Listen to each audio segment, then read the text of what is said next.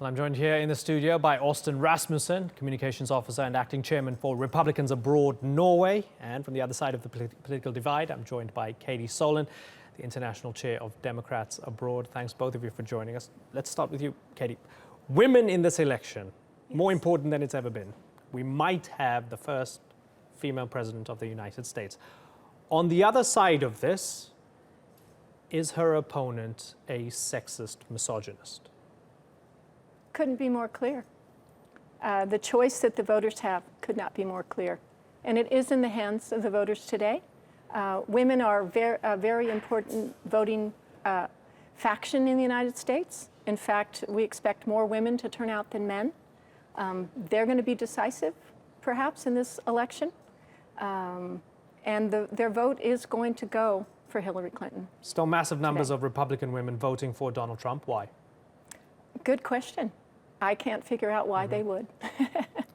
Of course, some of them support the policies that he espouses, but his behavior over his lifetime, you know, the tape that was published a few weeks ago has now been backed up by 13 women who say that this was not just talk, this was not locker room talk, this was actual behavior, this was an attitude. And President Obama made a fantastic speech yesterday in Ann Arbor, Michigan, and he talked about you know, the life story of Hillary Clinton and Donald Trump. And he said, what they've done in their life up to now is going to be very similar to what they do were they to go into the White House. Austin. And so we have to expect that this behavior would continue. Sorry. Okay. Austin, is any of that fair, accurate? Well, I wouldn't go so far as to say that Donald Trump is a misogynist because of a 12-year-old recording, or because 13 women have now suddenly come forward in October just before he's potentially going to win the presidency. These women didn't come forward in the past; they're just now coming forward because Trump is looking at becoming the next president. He has said some things, of course, some things that are offensive and disrespectful and inexcusable, quite frankly. But he does appeal in a lot of ways because he speaks off the cuff, because he speaks off the script, because he doesn't abide by the arbitrary standards of political correctness that is being implemented by elitists and pseudo-intellectuals, whether it be in the media or whether it be in academia, whether it be in these arenas. And the average American voter is sick of it. But I mean, this is the party of morality, right? It's supposed to be the other side that are supposed to be, the pro-abortion, immoral types. This is the party of the family. He's got the evangelical vote. How does that square? You say a lot of it's inexcusable, still not inexcusable enough to stop voting for him. Why? No, of course. Is that tribalism? Are people just voting for the party and not the man? To an extent, I think so. But also, I think the evangelicals had a lot of reflection, depending on the region of the country you're looking at, whether or not they were going to go for Donald Trump or go for Hillary Clinton. In the end, I think it was easy for these groups to see that Donald Trump is definitely the lesser of two evils when put up next to Hillary Clinton, when looking at her foreign policy record, when looking how she's flip-flopped on certain issues, whether it was abortion, whether it was gay marriage, and then going all the way back to when she was a defense lawyer and being the champion of women's rights, but then getting a rapist off of rape charges and these. So there's a lot of that plays into Hillary Clinton's record that I think the evangelical vote weighed both, and they saw Donald Trump as the lesser of two evils. And of course, there's a tribal aspect to this as well, voting party line. You're voting for Trump? I have voted for Trump. You've voted for him, right? Katy? I do so with a lot of reservations. Right. Okay, this is interesting. Before I come to you, Katy, because you have someone like Paul Ryan as well. Is it because Republicans, for example, someone like Paul Ryan believes that they need to gather together, they need to close ranks and be strong and be united to the extent that they can control Congress and maybe keep him on a tight leash if he becomes president? They might not like him, they might disagree with everything that he stands for, but they can't destroy the party. Is that the thinking? Well, the point that you bring up here is actually a big merit, I think, in Trump's favor when you have a lot of these undecided voters and they're looking at Trump and they're looking at Hillary Clinton. Donald Trump is despised, lack of a better word, by both establishments on both sides of the aisle. Now, what this means is if he should become president, he's going to be held accountable by both establishments on both sides. So if he had become president, you have people on both sides of the aisle either looking for a legitimate reason to impeach him or the establishment within the Republican Party that's going to look for a viable competitor in the 2020 election. But either way, they're going to look for a reason not to support him. Right now, the Republicans need to. Whereas on the other side, Hillary Clinton, she is woven into the fabric of the establishment. We can see with the FBI investigations, Clinton Foundation emails, that no matter what she does, there's no recourse for the American people within terms of justice. If she becomes president, if she wins this election, we know she's going to be there for at least 8 years. What do you think, Katy? I voted for Hillary Clinton without reservations, proudly and happily. I voted like hundreds of thousands of other overseas voters who are voting from all over the world in every state and in every congressional district. Hillary Clinton is uniquely qualified to be president. People are talking about her as the most qualified candidate ever. She's been in public life for 25 years. She's been a senator. She's been Secretary of State. We know her stands on all the issues. We know her plans on all the issues, the challenges facing America.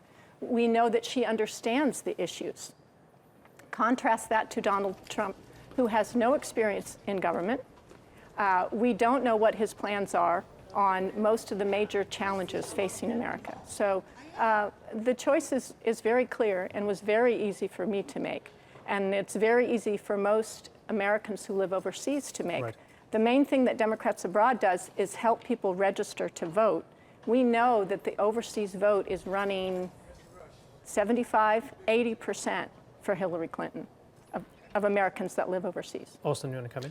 The fact that Donald Trump doesn't have any political experience or any experience within public service is one of the largest factors that have attracted this kind of turnout and support for him, whether it be his rallies, whether it be the record-breaking turnout in the primary elections, or whether it be today on Election Day.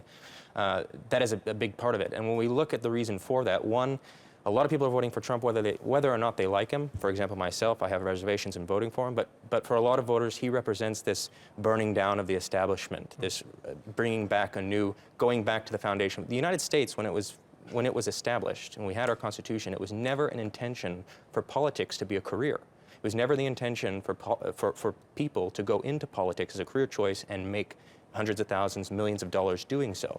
The foundation of our country was people would come from their normal everyday jobs, do their public service if they were elected to do so, and then go back to their real jobs when their political experience. But his real job is being a billionaire, right? Yes. And running beauty pageants. I'm going to give you a list of names here. They all have one thing in common. George W. Bush, Jeb Bush, George H.W. Bush, Mitt Romney, John Huntsman, John McCain, Lindsey Graham, Condoleezza Rice, Colin Powell. What do they all have in common? What? The Republicans. They're not voting for Trump. They're not Donald Trump. I mean, that's incredible. These are stellar names. They're not just sort of elite, institutionalized Republicans. Had any one of them been running for president, you'd probably be telling me that they're fantastic and they have great records. Why is it that they're saying no, they just can't bring themselves to do this? Well, when we look at Hillary Clinton coming into office, she's certainly going to be a continuation of Barack Obama's policies. And in a lot of ways, Barack Obama's policies have been a continuation, at least in foreign policy, of George Bush's. And all of these people have come from this establishment. When you list these names, these were all people who were reluctant to give Donald Trump their support in the first place.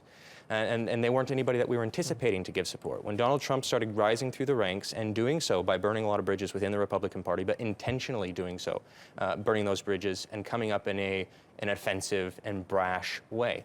But Donald Trump never needed their endorsement. He never needed their support, and he knew he didn't, because he wasn't banking on the support of establishment Republicans. He was banking on the support of those Republicans that are coming out today. But those are all stellar Republicans. It sounds as if the party is dead. When I read those names out to you, those are all, gold standard Republicans. I think it's a bit of an overgeneralization. Okay. I mean, each one has their flaws, of course. I mean, big names.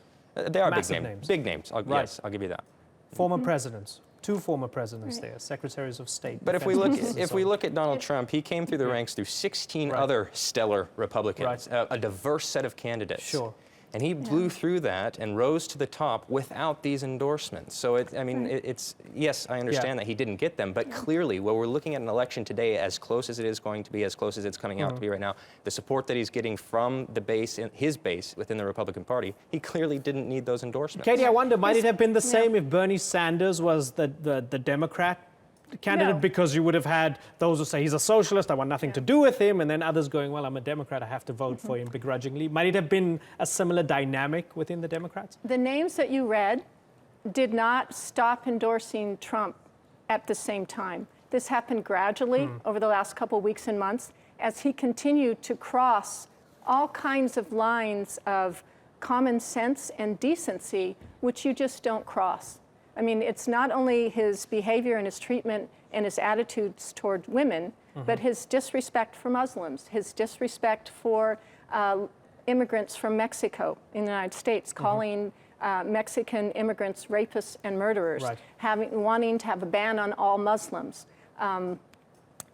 As his behavior during the campaign got worse and worse over the weeks and months, he began to lose the endorsements. That would never have happened with Bernie Sanders because one of the reasons that people were voting for him is because he is one of the most decent, nicest, and respectful people there are. Now, he was an outsider in the Democratic Party, but he brought in so many people to voting and political participation who hadn't participated before. He made the Democratic Party talk about things that are important.